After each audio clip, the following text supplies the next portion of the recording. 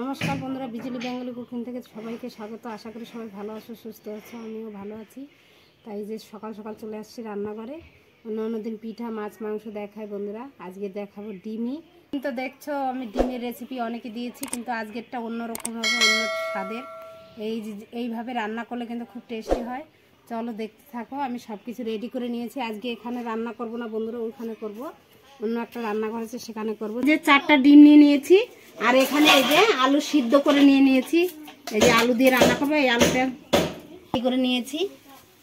এই দেখো সমস্ত মশলা এখানে আছে, জিরা বাটা, শুকনো লঙ্কা বাটা, এখানে ধনে বাটা, আদা বাটা, রসুন বাটা, পেঁয়াজ বাটা, আর এই যে সঙ্গে নিয়েছি এই যে টমেটো কুচি, পেঁয়াজ কুচি, সমস্ত মশলা আমি রেডি করে নিয়েছি। এখন ওটা এখানে গ্রেট করে নেব। এইভাবে মানে গ্রেট করলে না বন্ধুরা একবারে আলুটা মিশে যাবে, খেতেও ভালো লাগবে আর দেখতেও খুব সুন্দর লাগে। তাই তোমরা হাত দিয়ে ভেঙেও নিতে পারো, ভাঙার থেকে এইভাবে করলে ভালো হয়। এই দেখো বন্ধুরা কত সুন্দর হয়েছে। ডিমগুলো দেখো ভেঙে নিচ্ছি, দিয়ে দিচ্ছি কাঁচা লঙ্কা কুচি বন্ধুরা। এই যে বন্ধুরা পেঁয়াজ দিয়ে দেবো, হলুদ গুঁড়ো, লবণ, স্বাদ অনুযায়ী লবণ দিয়ে দেবো বন্ধুরা। সমস্ত মশলা দিয়ে এখন এই যে এটা আলুটাকে ভালো করে মিশিয়ে নিব।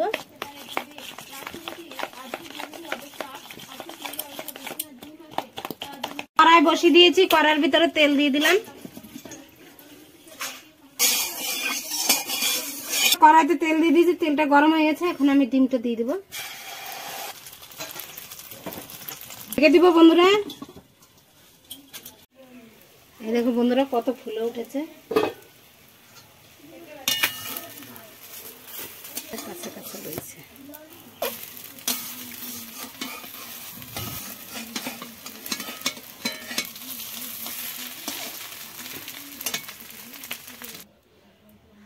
তেল দিয়ে দিচ্ছে, এখন আলুটাকে ভেজে নিবে।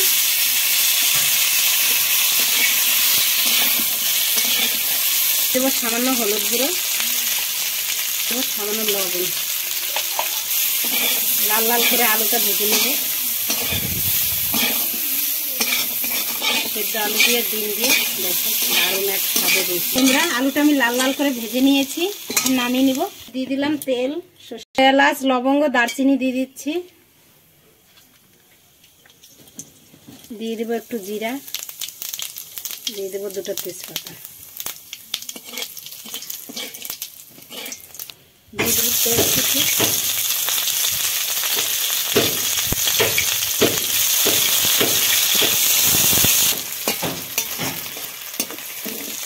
বাটা, পেঁয়াজ বাটা, আদা বাটা একসঙ্গে দিয়ে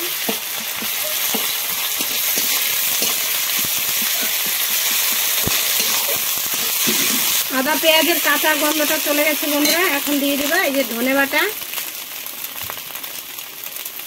জিরা বাটা, আর এই যে শুকনো লঙ্কা বাটা, একসঙ্গে সবকিছু দিয়ে ভালো করে কষিয়ে নেব। দিয়ে দেবো হলুদ গুঁড়ো, দিয়ে দিব স্বাদ অনুযায়ী লবণ। মশলাটা আমি ভালো করে কষিয়ে নেব।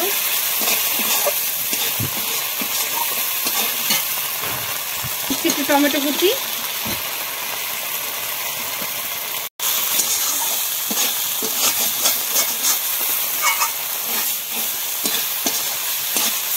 বন্ধুরা ভিডিওটা একটু অসুবিধা হবে দেখতে, তোমরা কষ্ট করে দেখে নিও। পাশে কাজ করতে তো আওয়াজ হচ্ছে, তাই এখানে রান্না করছি।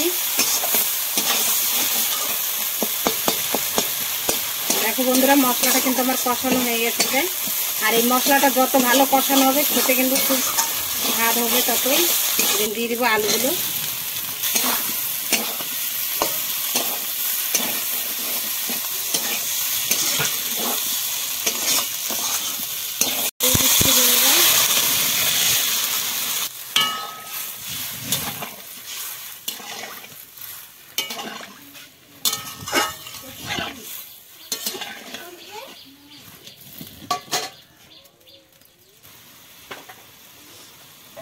বন্ধুরা আমি ডিমটা কেটে নিচ্ছি।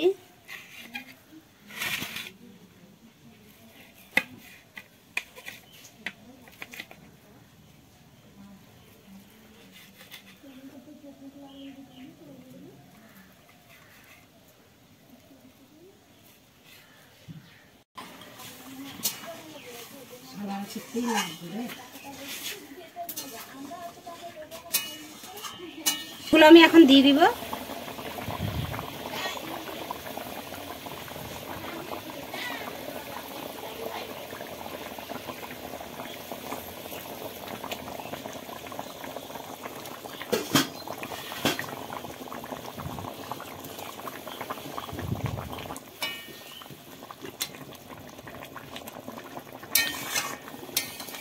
বন্ধুরা 2-3 মিনিট আমি ঢেকে দিব।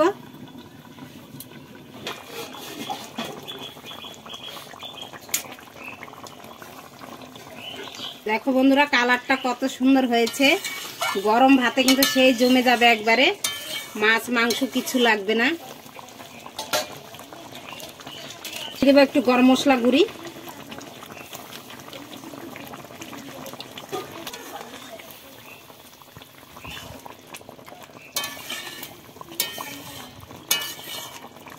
বন্ধুরা আমার ডিমের কারিটা হয়ে গেছে, আমি নামিয়ে নিচ্ছি। দেখো বন্ধুরা আমার তরকারিটা আমি নামিয়ে নিয়েছি। দেখো কত সুন্দর হয়েছে।